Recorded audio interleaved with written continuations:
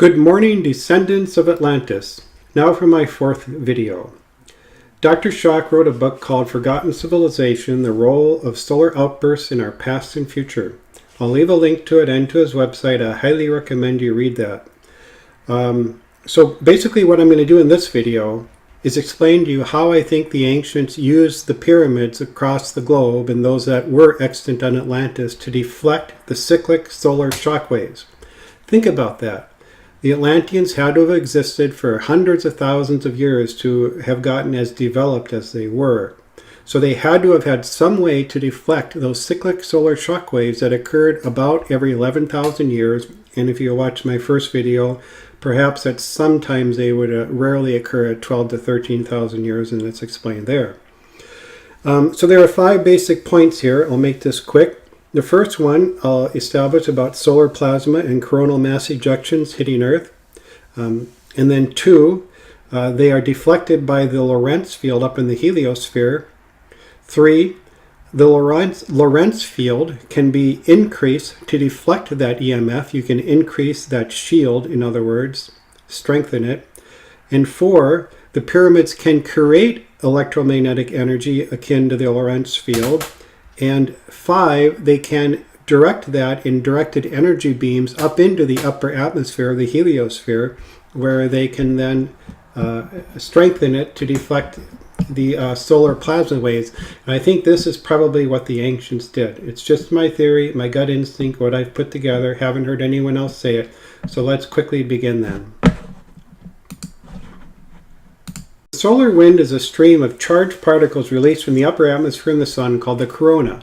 The plasma consists mostly of electrons, protons, alpha particles, etc. It's basically electromagnetic energy.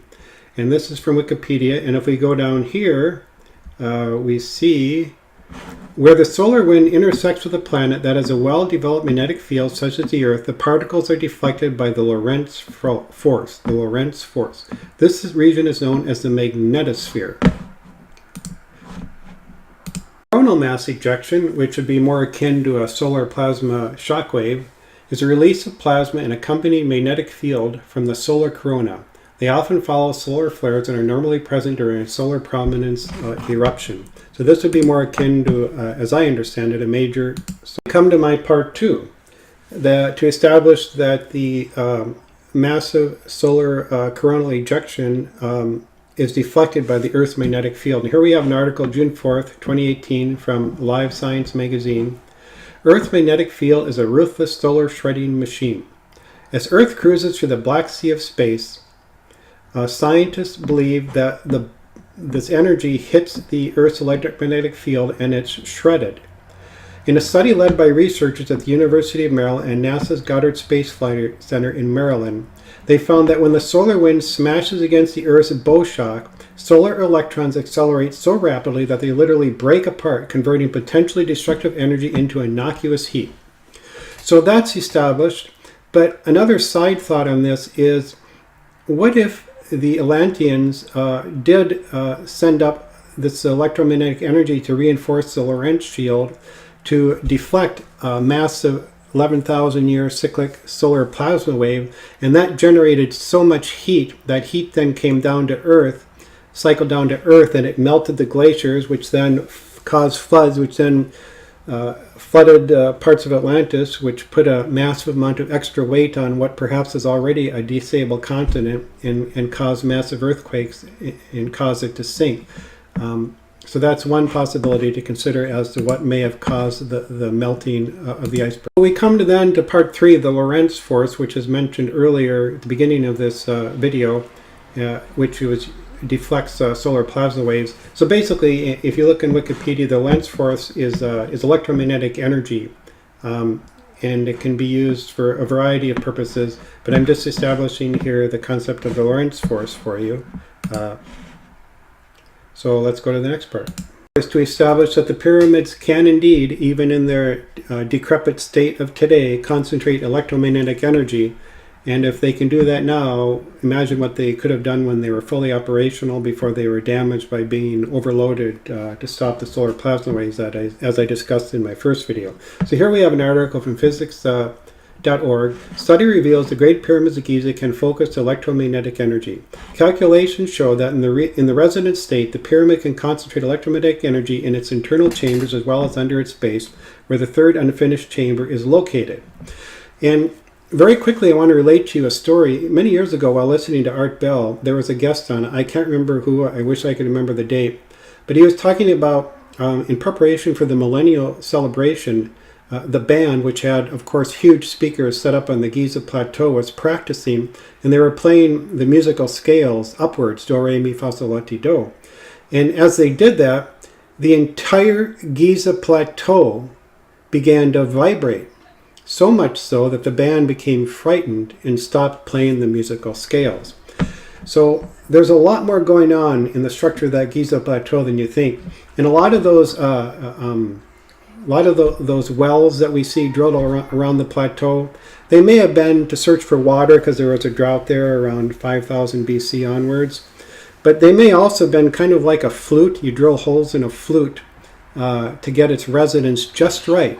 So it vibrates just right when you turn it on, quote unquote. So now let's go to the next part. The final part of my line of logic is that these electromagnetic energy beams can be focused and can be directed, and thus my idea that the pyramids focus these electromagnetic energy beams up through their capstone, drawing energy from the earth up through their capstone, and directed it up into the heliosphere, where it increased the magnitude and power of the Lorentz Field, which then acted as a stronger shield to protect the earth when these solar plasma waves hit. And of course, they, with their technology, would have had warning. I'm not sure how many hours warning it was coming, so they could turn on the pyramids and prepare for it and whatnot.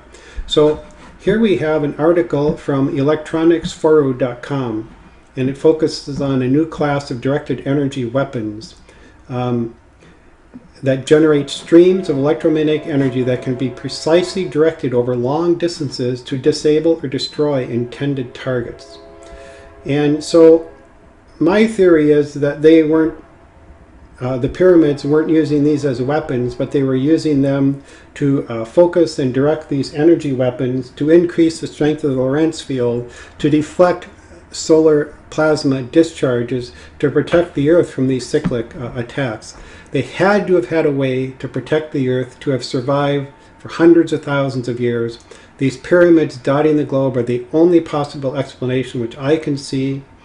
And then when Atlantis sank, either through warfare or maybe a comet hit it and took out its main pyramids at a critical moment before a solar plasma discharge occurred. So then they turned on all the pyramids across the planet to try to make up for the missing ones on Atlantis, which are probably much larger than anything we've ever seen or can imagine. They had to crank them up to 200% capacity, whatever they could, to deflect the solar plasma waves. It wasn't enough. They were desperate. It wasn't enough. The pyramids blew up. They burnt out. We see that in evidence around the globe of where these pyramids burnt out and blew up.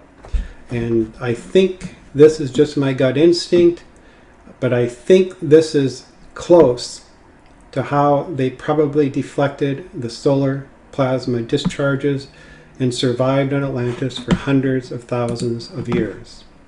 Thank you very much, and good evening to descendants of Atlantis, and please subscribe. I've got lots and lots of more good ideas coming.